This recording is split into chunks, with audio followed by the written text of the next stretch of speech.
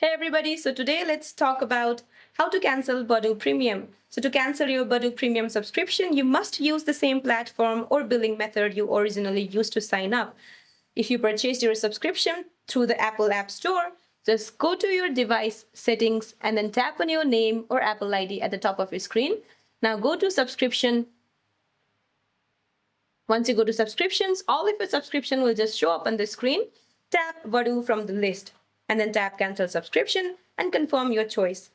Now if you paid directly with a credit card or mobile provider inside the Android app, open the Badoo app and then go to your profile icon. Now tap the plans button or open your gear settings icon at the top right corner. Now select payment settings or payment and subscription. Once you do that, tap cancel subscription or unsubscribe. So that's it for this video, guys. See you in my next one.